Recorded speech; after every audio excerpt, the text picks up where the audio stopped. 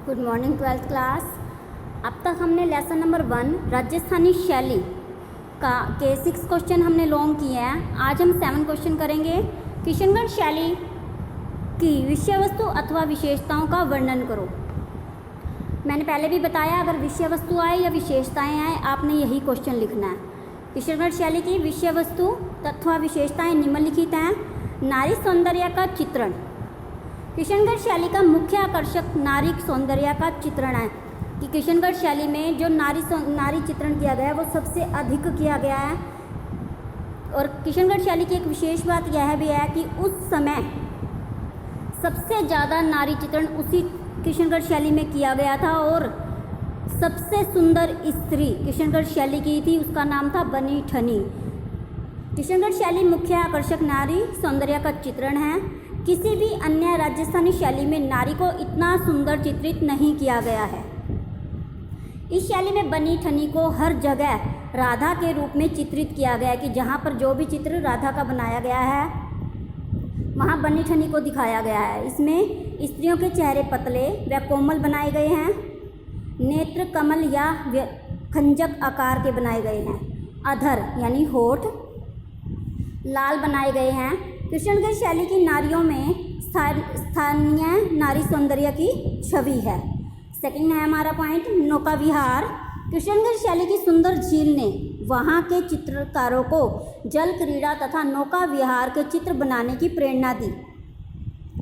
और लाल बंजड़ा तथा प्रेम की नौका इस विषय के अंतर्गत किशनगढ़ शैली के चित्र सर्वश्रेष्ठ माने जाते हैं कि जितने भी चित्र बनाए गए हैं वो इस लाल बंजड़ा और प्रेम की नौका के अंतर्गत बनाए गए हैं।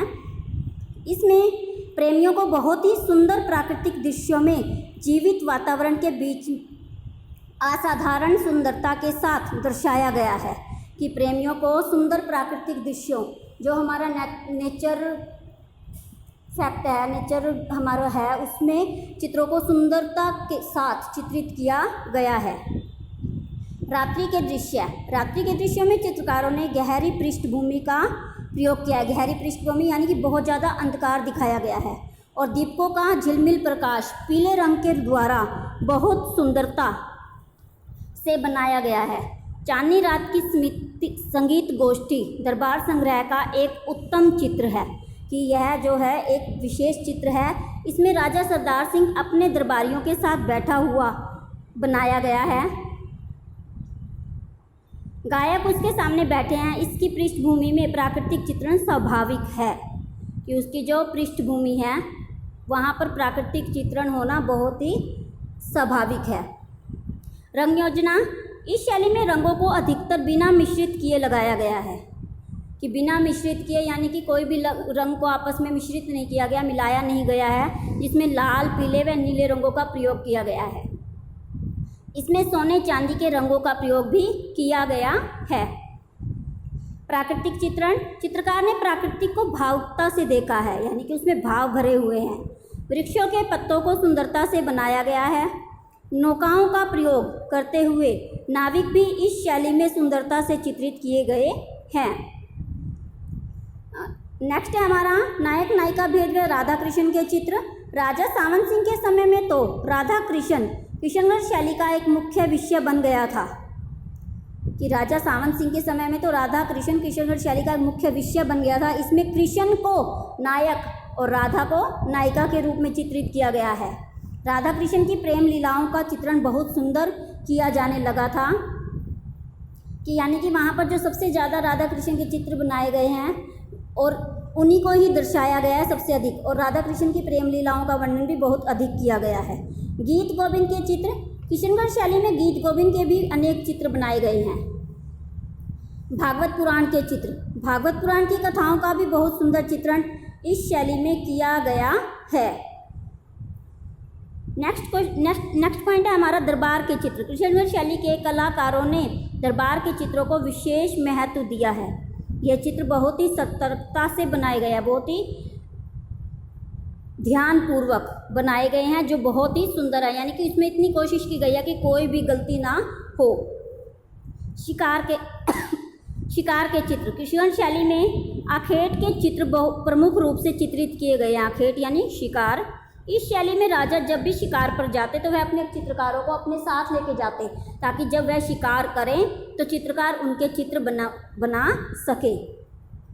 वेशभूषा, स्त्रियों को मुख्यतः लहंगा, चोली व पारदर्शी चुन्नी पहने हुए चित्रित किया गया है तथा पुरुषों के वस्त्रों में सिर पर पगड़ी, जो कि औरंगजेब के समय की थी, और तथा राजपूती पटका बनाया गया है। अलंकृत व रत्न जड़ित आभूषण भी बनाए गए हैं। प्रतीकात्मक, इस शैली में राधा और कृष्ण को आत्मा और परमात्मा के साथ दर्शाया गया है। मानव आकृतियाँ और व्यक्ति चित्र, इस शैली की मानव आकृतियाँ भी मानव आकृतियाँ यानी कि मनुष्यों के जो चित्र बनाए जाते हैं राजस्थान के अन्य कला केंद्रों से भिन्न हैं। राजाओं के व्यक्ति चित्र भी किशनगढ़ शैली में बहुत बने हैं, जो कि वहाँ के कलाकारों ने बहुत सुंदर बनाए हैं। इसमें स्त्रियों की आकृतियाँ बहुत ही कोमलांगनी यानी कि बिल्कुल सॉफ्ट बनाई गई हैं, लचकदार पतली बनाई गई हैं। इसमें नवाबों व बादशाहों तथा संतों के चित्र भी बनाए गए हैं। उसके बाद है हमारा क्वेश्चन नंबर 8, किशनगढ़ शैली के प्रमुख चित्रकार की उस समय कौन कौन से प्रमुख चित्रकारों का वर्णन किया गया था। किशनगढ़ शैली की चित्रकला का संस्थापक नागरीदास था। इसका असली नाम राजा सावन सिंह था। किशनगढ़ शैली के चित्रों में अधिकतर नारी चित्रण हुआ है, कि सबसे ज़्यादा वहाँ पर क्या किया गया है, नारी चित्रण किया गया है। नारी सौंदर्य को विशेष महत्व दिया गया है। सावन सिंह बनी ठनी नामक स्त्री के प्रेम में पड़ गया तथा उसे राधा का स्वरूप मानकर यानी कि उसे ही राधा मानने लगा, उसका उपासक हो गया।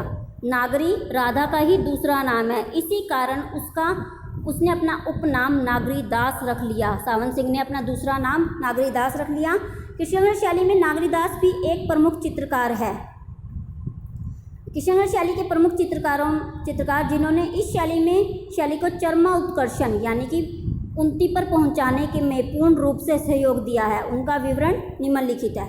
नंबर 1, निहाल चंद किशनगढ़ शैली का विख्यात चित्रकार था, माना हुआ चित्रकार था, सबसे प्रसिद्ध। उनके चित्र इतने सुंदर थे कि दर्शक उन्हें देखे बिना नहीं रह सकते थे। नागरीदास के बाद सरदार सिंह ने भी निहाल चंद को अपने दरबार में सम्मान दिया। निहाल चंद को सरदार सिंह के सभासदों के साथ एक चांदनी रात की संगीत गोष्ठी के चित्र था, चांदनी रात के गवैया नामक चित्र में चित्रित किया गया है। इसमें निहाल चंद की आयु को 50 वर्ष बताया गया है। इस चित्र में निहाल चंद को सरदार सिंह के सम्मुख यानी उनके सामने प्रथम स्थान दिया गया है। निहाल चंद ने सर्वोत्तम सबसे ऊपर चित्रकृतियाँ नागरीदास के संपर्क में आने पर 1735 से 1757 ईस्वी के मध्य या तनिक बाद में बनाई होंगी, कि जब वो निहाल चंद्र नागरीदास के संपर्क में आया उसने अपनी सारी कलाकृतियाँ उसी समय में ही बनाई। इसलिए शायद निहाल चंद्र और नागरीदास में गहरी मित्रता थी, यानी कि वह पक्के मित्र थे। नागरीदास ने निहाल चंद को नील वर्ण के देवता कृष्ण और गौर वर्ण की राधा के चित्र बनाने का संकेत दिया होगा। उन्होंने बनी ठनी के रूप में राधा के आदर्श रूप की कल्पना की। इस प्रकार एक नवीन नारी रूप का अंकन प्रारंभ हुआ, यानी एक नए नारी को एक नया रूप मिल गया जिसको चित्रित किया जाने लगा, जो 19वीं शताब्दी की कला में परंपरागत रूप से लगातार चलता रहा। निहाल चंद के कुछ अन्य वंशजों ने भी आगे चलकर चित्रकला व्यवसाय को अपनाया। इन वंशजों के नाम सीताराम और बदन सिंह था। दूसरा है सीताराम एक अच्छा चित्रकार था। ऐसा कहा जाता है कि यह निहाल चंद का वंशज था। किशनगढ़ में निहाल चंद के अतिरिक्त और भी परिवार थे जो चित्रकारी का व्यवसाय करते थे। दरबार संग्रह में नामांकित चित्रों में बहुत से कलाकारों के नाम प्राप्त हैं जो भिन्न भिन्न राजाओं के समय के हैं। अमरचंद, इन चित्रकारों में अमरचंद का नाम काफ़ी गौरव के साथ लिया जाता है।